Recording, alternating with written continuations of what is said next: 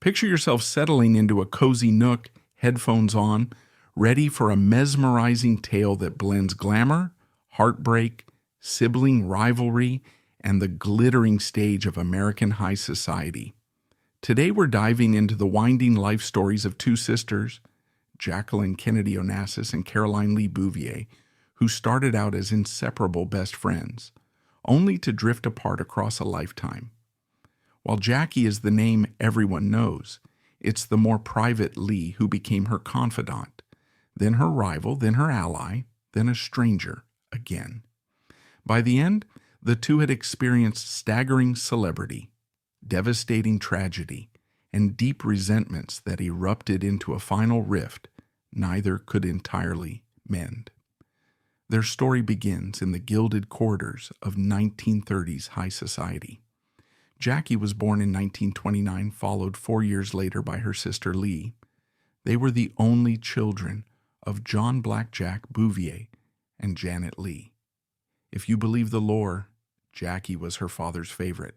She looked like him, shared his mannerisms, and was even named for him. Lee, on the other hand, was the apple of her mother's eye. In a world where appearances mattered and face-to-face society events were everything, the older girl and her little sister were bright, vivacious, and poised from a young age. Their mother, Janet, claimed proud Southern roots, complete with an ancestor named Robert E. Lee. Their father, John, had French lineage, which he traced back to cattle herders. In their childhood, the sisters spent hours together, shutting out a complicated home life.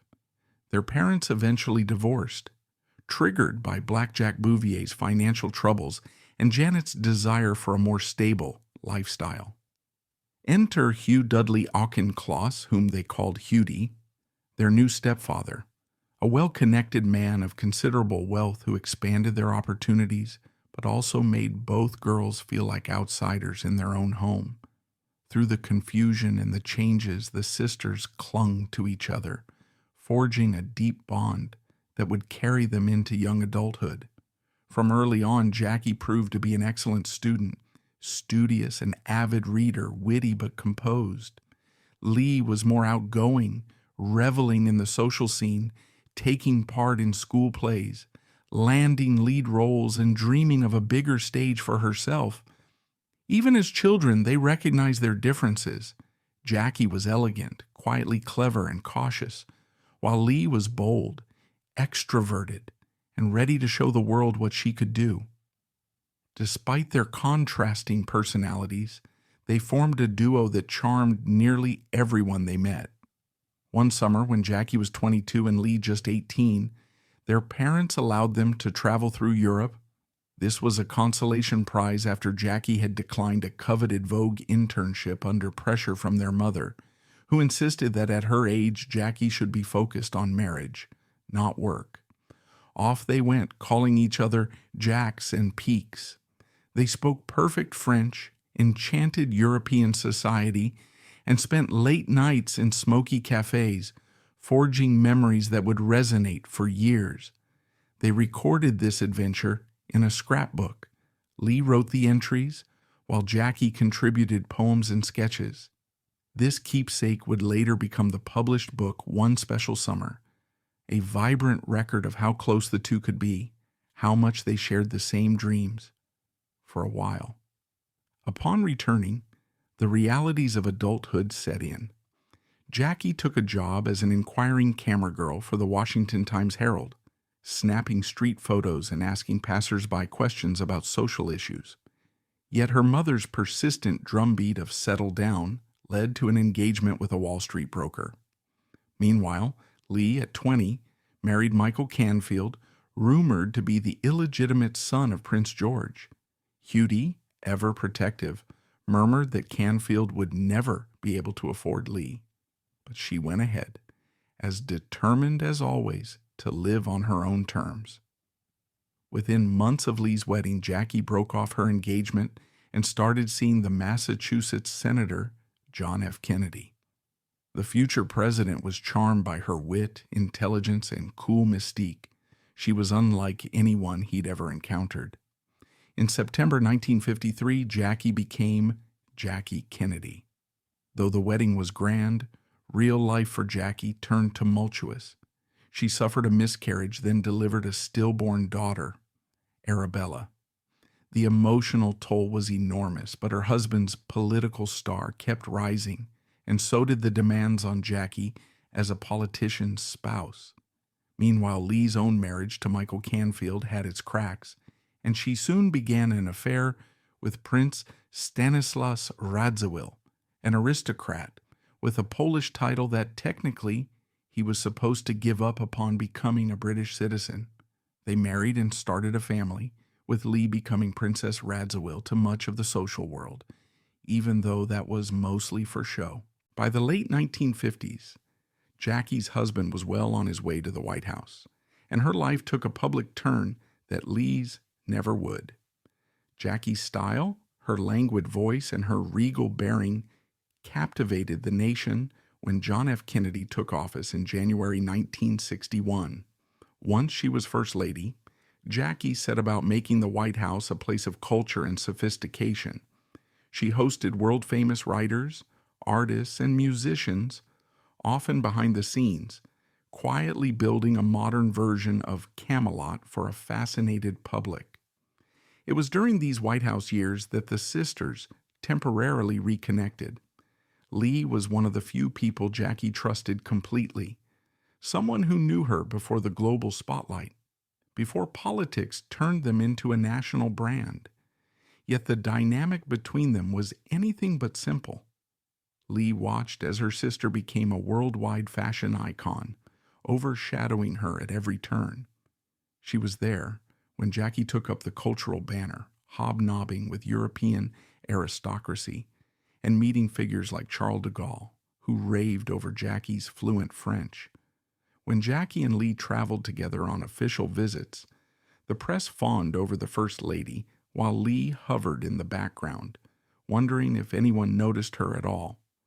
On the surface, they were warm and supportive to each other, but it was impossible to hide the undercurrent of jealousy and resentment. Lee, restless in her own marriage, began gravitating to new circles, glamorous artists, intellectuals, and celebrities. She struck up a friendship with ballet star Rudolf Nureyev, which evolved into an affair. Around the same time, Jackie was contending with the knowledge of her husband's philandering and failing health. He was reliant on painkillers and miracle injections by the notorious Dr. Max Jacobson, known as Dr. Feelgood.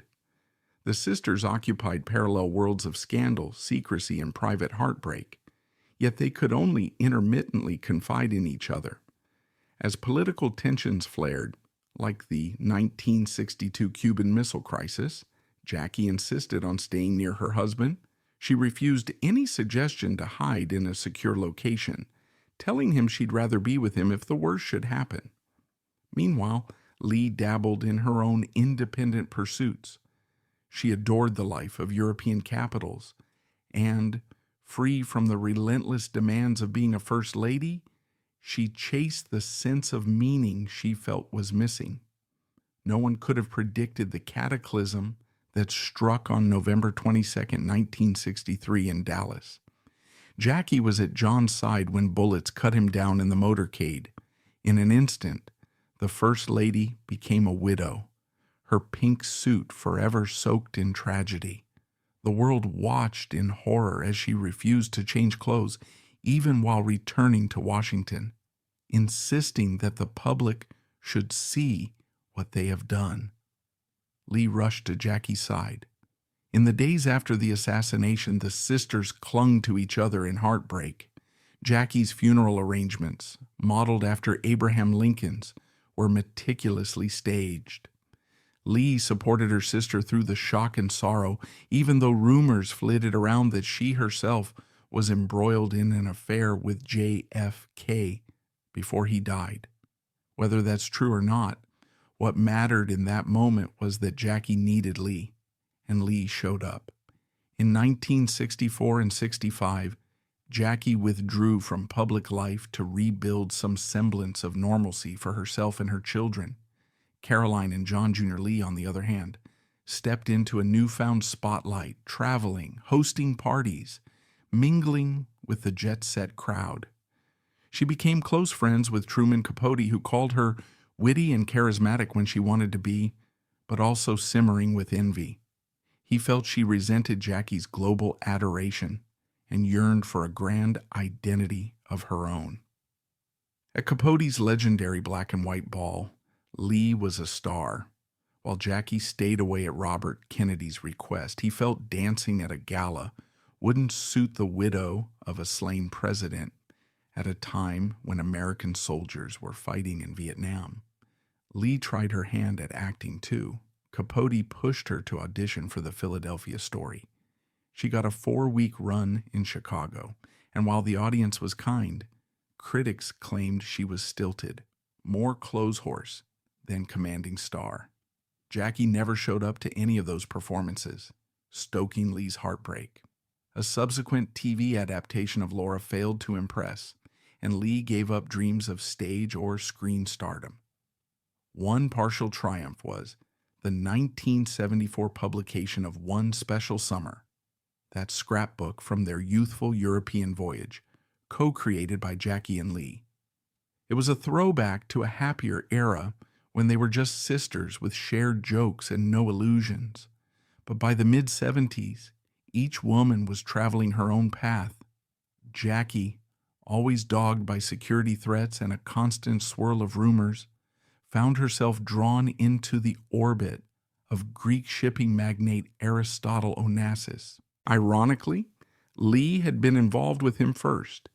Indeed, Onassis had famously hosted her on his yacht while still publicly involved with opera star Maria Callas. Some insisted that Onassis toyed with Lee for a time, but became more interested in Jackie, and that Jackie, still fragile from her husband's assassination and subsequent tragedies, including the infant death of son Patrick, gravitated toward a powerful protector who could shield her from the press and potential danger. President Lyndon Johnson, worried about her security, reportedly told her she had a target on her back. So in 1968, with Robert Kennedy's death compounding her fears, Jackie married Onassis. She told friends, "If they're killing Kennedys, then my children are targets." The marriage exploded like a media firestorm. Lee was devastated. She'd believed Onassis was in love with her, and that she was the one meant to become his wife. Now she felt upstaged by Jackie yet again. Publicly, she said she was thrilled. Privately, she sobbed to friends that her sister had stolen her life. But Jackie's marriage to Onassis was fraught from the start. He resented her American ties, her expensive tastes, her frequent stays in Manhattan so her children could remain in U.S. schools. She found him increasingly difficult, especially after the death of his son in a plane crash sent him into a spiral of rage and despair. Meanwhile, Maria Callas, forever heartbroken over Onassis, remained in contact with him. Jackie and Onassis rarely lived together after a few years, and divorce loomed. Before any final agreement, Onassis died in 1975, leaving Jackie in a battle over his estate with his daughter Christina, who loathed her stepmother and referred to her as a black widow. As this saga played out, Lee's personal life wasn't much simpler. She divorced Stoss and tried to create her own brand as a TV interviewer, scoring some interesting discussions with luminaries like Nureyev, author John Steinbeck, and Jaws writer Peter Benchley. Critics found her polite to a fault, not dynamic enough for the cutthroat world of TV ratings. That project fizzled. Next, she moved into interior design, hoping to channel her artistic flair. She had modest success, her name opened doors, and she truly had talent. But again, money issues dogged her. Her second husband had left her in massive debt. She had substance abuse problems. At one point, her daughter Anna even ended up living with Jackie, which only made Lee more resentful of her sister's vast resources. Time marched on. Jackie embraced a professional life by becoming an editor first at Viking Press, then at Doubleday. She wanted to find meaning beyond being known as John F. Kennedy's widow or Aristotle Onassis's disgruntled ex. "Of course women can work if they want to," she famously said in an interview, shaking off the notion that a lady of her class shouldn't hold a job. Lee tried to keep pace in her own way. She married Hollywood director Herbert Ross in 1988, another attempt to forge a different identity. Jackie quietly noted how Lee has stared into the jaws of hell. But the new marriage soon soured, culminating in humiliating public fights. Ross died before they could finalize their divorce. Lee, whose finances were perpetually uncertain, was forced to sell properties and possessions.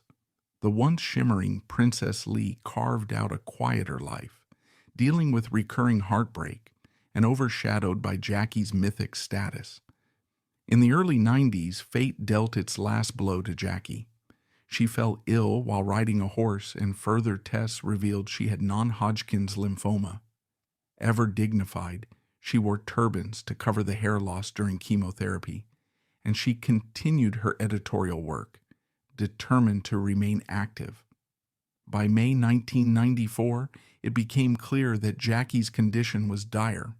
She went home to her New York apartment, wishing to spend her final days among familiar surroundings. Her son John Jr. called Lee, telling her Jackie might have only hours to live. Lee rushed over, pushing every grudge aside.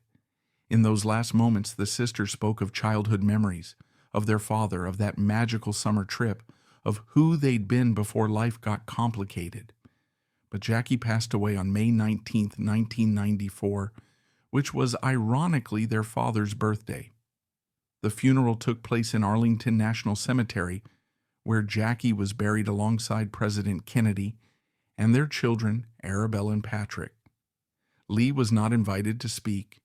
Jackie's daughter, Carolyn, blamed her aunt for not being around much during Jackie's final illness. The drama continued even after Jackie was gone. Her will revealed she'd left Lee nothing, not a piece of jewelry, not a painting, not a memory-laden memento. There was only a note explaining that she had already done so in life. Lee felt publicly humiliated, cut off. This was a heartbreak that would never quite heal. In the years that followed, more tragedy befell Lee. John F. Kennedy Jr. died in a plane crash in 1999, and 3 weeks later, Lee's own son Anthony died of cancer. Her marriage to Herbert Ross dissolved in bitterness, overshadowed by her refusal to play the subservient wife on the Hollywood circuit. Lee continued on, quietly, until her passing in 2019. She left behind a complex legacy. On one side, she was the princess who had traveled the world, mixing with royalty, forging friendships with stars and intellectuals. On the other, she was the overshadowed younger sister, forever battling an undercurrent of jealousy, heartbreak, and disappointment. Jackie and Lee's story is a tapestry woven with spectacular triumphs and gut-wrenching sorrows. It's a chronicle of two women raised in the same privileged household, yet shaped into different personalities by the favoritism of their parents, by the men they loved and sometimes lost, and by the unstoppable currents of American public life. If you flip through One Special Summer, you see those carefree teenagers, united against the world, scribbling jokes in each other's journals. You glimpse how powerful their sisterly connection once was, how unstoppable it felt. Time and life experiences chipped away at that connection until what remained was a swirl of misunderstandings, betrayals, and old wounds that never fully closed. Yet maybe, in those last hours at Jackie's bedside, Lee found a bit of the old magic, a flashback to the days when they strolled the boulevards of Paris side by side, laughing into the night. In the swirl of rumors and shocking revelations, that final moment may have been a quiet sign of forgiveness, even if the scars were too deep for them to pick up where they left off. One might wonder if not for political ambitions, tragic assassinations, extramarital affairs, and the unrelenting demands of fame, could these two brilliant women have remained the best friends they once were? Even under the glitz, sibling rivalry, parental favoritism, heartbreak, aspirations, and misunderstandings. Amplified by the stage of American politics and the allure of royal titles, Jackie and Lee remind us that behind the polished facade of wealth and power, there are raw emotions and old resentments that never truly fade. Ultimately, they were sisters who once pledged to be each other's allies, two sides of the same coin, each alternately shining and being eclipsed. And whether you side more with Jackie's or Lee's perspective, you can't deny they both made an indelible imprint on the cultural imagination. Perhaps the most poignant symbol of their complicated story is that keepsake from their youth, One Special Summer. It stands as evidence of a sweet, unbreakable unity before adulthood demanded they take sides and measure themselves against each other. You could say it's a fleeting moment captured on paper. Two young women who had no idea of the extraordinary joys and terrors that awaited them. Leaf through its pages, and you'll find a blueprint of two intertwined souls. Jackie's whimsical sketches, Lee's vivid commentary, a shared sense of wonder that would later fracture under the weight of history and heartbreak. In the end, Jackie died on their father's birthday, May 19, 1994, carrying memories of White House grandeur and unprecedented personal tragedy. Lee would live on for decades without her sister, bristling at her exclusion from the will, stung by the final lines that publicly dismissed her. But those last recorded words didn't fully erase the warmth of their final conversation, when, for a brief moment, they were simply Jackie and Lee again, not a global icon and a disgruntled socialite. And that might be the final paradoxical twist. They could still find closeness in death, even as the official documents and funeral decisions drove a wedge between them. As Lee once said, "We will always be sisters, but we were friends once too." That single sentence is like a haunting echo of what might have been if their lives had spun differently. Now that we've walked through a roller coaster of scandal, sorrow, loyalty, and sisterly devotion, I'd love to hear your thoughts in the comments. Which moments of their story resonate with you the most? Do you side more with Jackie, the iconic First Lady turned Onassis heiress? Or do you sympathize with Lee, the free spirit who yearned for her own stage in the shadow of a more famous sibling? Thank you for keeping me company on this deep dive into one of the most complex sisterhoods of modern times.